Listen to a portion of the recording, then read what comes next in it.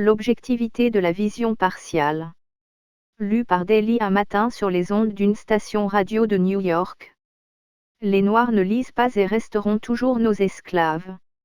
Nous pouvons encore continuer de récolter des profits des Noirs sans effort physique de notre part.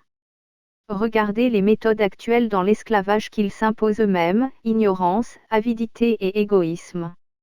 1. Leur ignorance constitue la première arme de ce maintien en esclavage. Un grand homme une fois déclara: la meilleure façon de cacher quelque chose à un Noir est de le mettre dans un livre. Nous vivons actuellement à l'âge de l'information.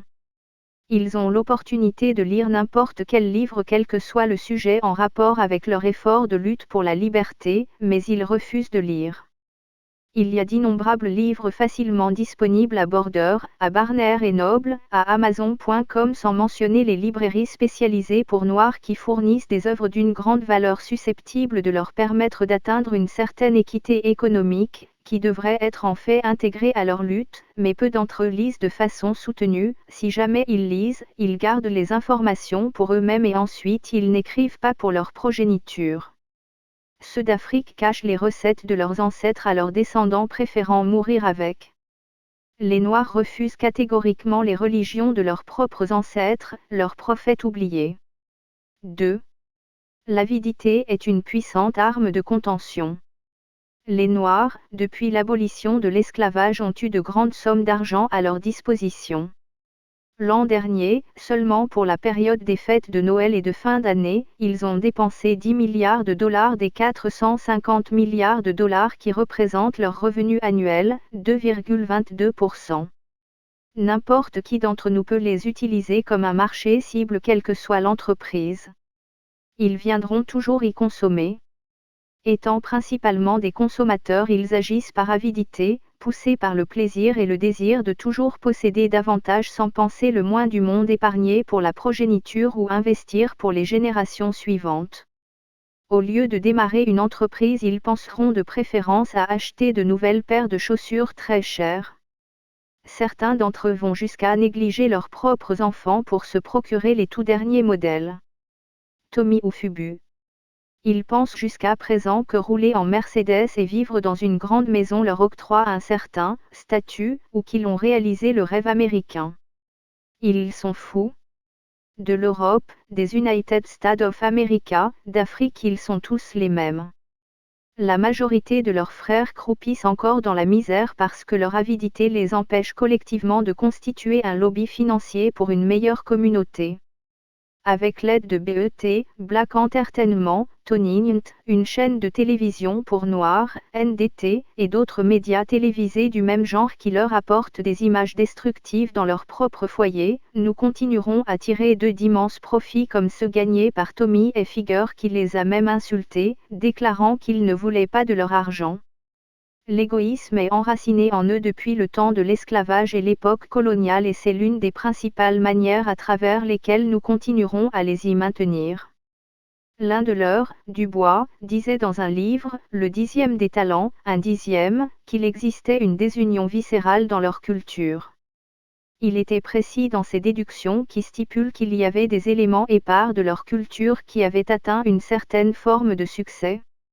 Cependant cette partie n'a pas bénéficié de l'amplitude de son œuvre. Ils n'ont pas lu que, le 10e des talents, se donnait pour mission de leur permettre d'aider les 90% sans talent d'atteindre une meilleure qualité de vie. Au contraire, ces éléments ont créé une nouvelle catégorie de classe, la classe des buppies, que nous traduisons en parvenus, et ils regardent de haut les leurs, ou bien les aident avec condescendance. La seule culture qui prend l'ascension chez eux, c'est la culture de ramassage et de cueillette qui est nourrie par la semence de Caïn, frère d'Abel, nivellement vers le bas. Leur égoïsme ne leur permet pas de travailler ensemble sur des projets pour atteindre des réalisations communes. Ils ne réaliseront jamais ce que nous avons accompli. Quand ils se mettent ensemble, ils laissent leur ego dominer leurs objectifs communs. Donc leur prétendue organisation d'aide et de charité semble seulement promouvoir leur nom sans leur apporter de réels changements au sein de leur communauté. Ils sont heureux de siéger dans des conférences ou des conventions dans nos hôtels, Sheraton, International, discutant au sujet de ce qu'ils projettent de faire tout en récompensant par des plaques d'honneur et des titres les meilleurs orateurs mais non les meilleurs réalisateurs, ceux qui en fait réagissent. Y aura-t-il une fin à leur égoïsme? Ils refusent obstinément de se rendre compte que unis ils pourraient accomplir beaucoup plus, together it's achieve more, team. Ils ne comprennent pas qu'il n'y a pas mieux que des entités individuelles mises ensemble pour contribuer à une œuvre commune. En réalité, en ces bupis, des parvenus ne se rendent pas compte que, une seule signature suffit pour qu'ils redeviennent pauvres, et que 2 chèques de paie les séparent de la pauvreté, ils sont à 2 mois de salaire de la pauvreté. Et que tout cela est contrôlé par les plumes des Blancs et leurs bureaux. NDT, ainsi donc nous continuerons à les maintenir dans cet état. A aussi longtemps qu'ils refuseront de lire et de partager l'information. B aussi longtemps qu'ils continueront d'acheter tout ce qu'ils veulent pour satisfaire leur avidité de posséder. C et aussi longtemps qu'ils continueront de penser qu'ils aident leur communauté en payant des cotisations à des organisations qui ne font pas plus que de tenir d'extravagantes conventions dans nos hôtels.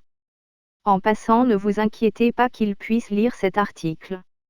Rappelez-vous, ils ne lisent pas, s'ils lisaient ça ne fait rien, ils sont amnésiques, c'est-à-dire ils oublient vite, pour eux le bourreau et la victime ont la même fausse.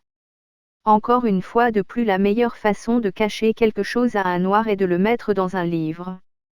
Réponse à l'objectivité à la vision partielle.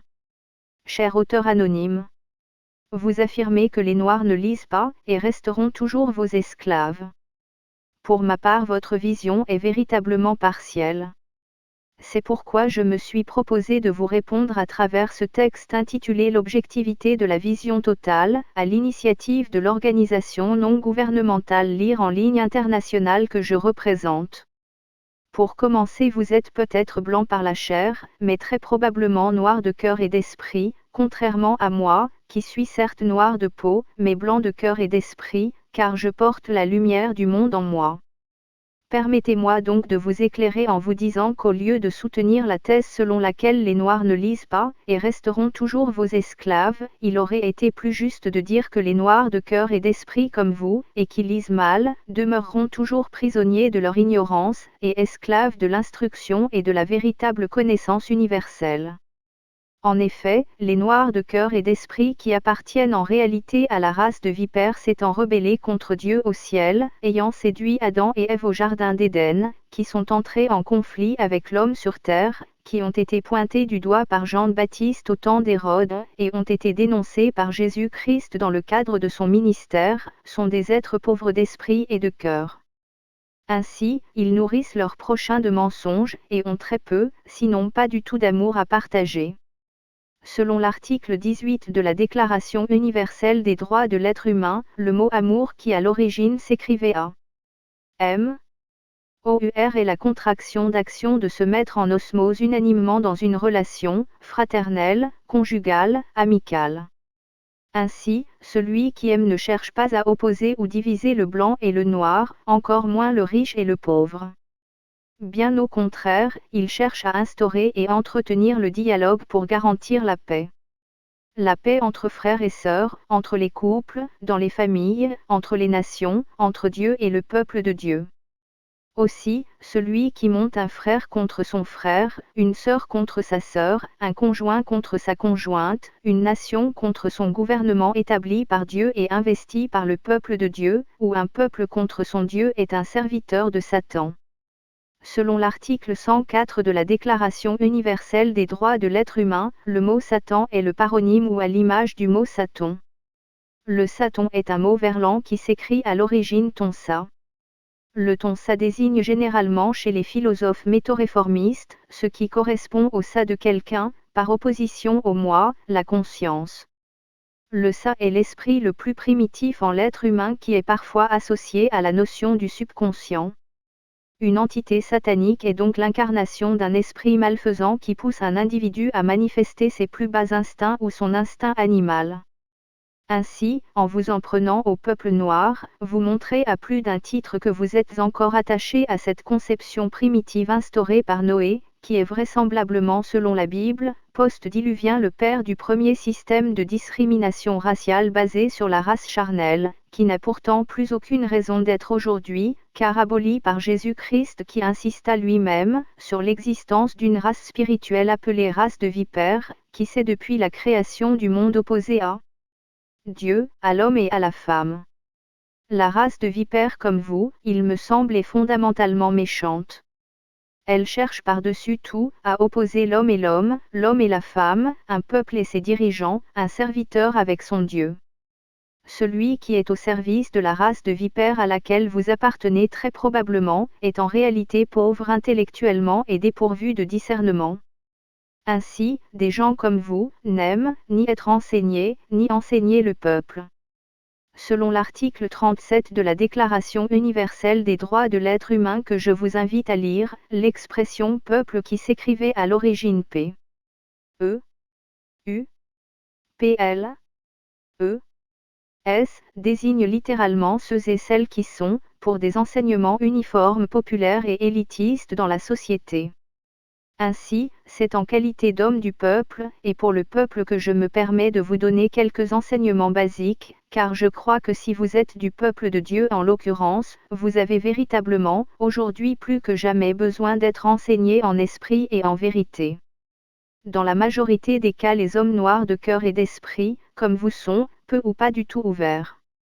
Ils ont donc par conséquent du mal à accepter la différence et à se remettre en question.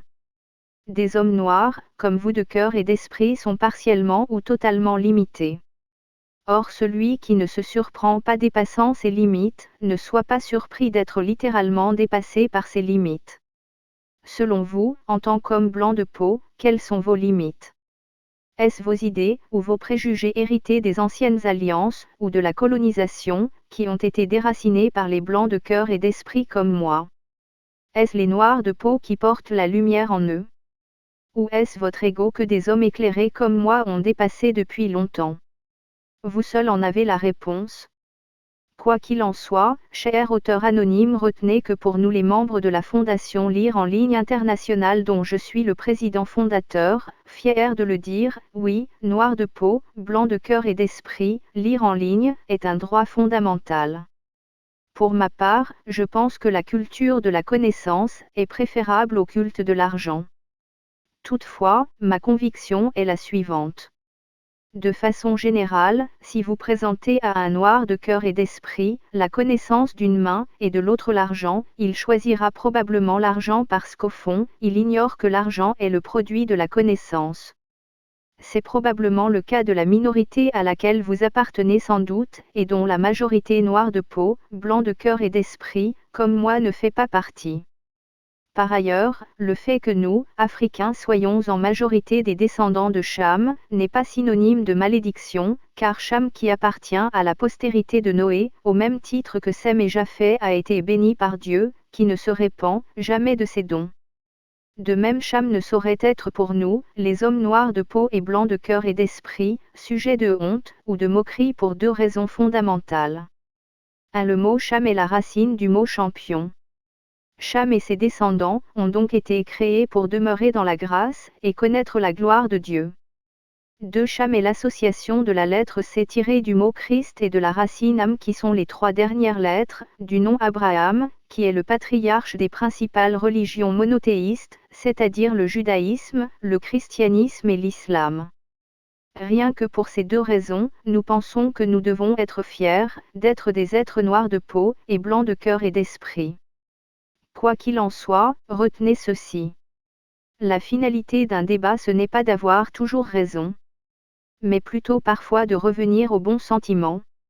Donc le plus important ce n'est pas de chuter, mais plutôt la façon dont vous chutez, et dont vous comptez vous relever. Dieu ne joue pas aux dés. Nous devons donc comprendre que ce qu'il fait n'est point le fruit du hasard. Il nous a donné la vie, et ce n'est pas un hasard. Il nous invite à la repentance, ce n'est point le hasard. Il nous accorde le salut, et là encore ce n'est point le fruit du hasard. Il a fait de vous des hommes et des femmes charnels hier.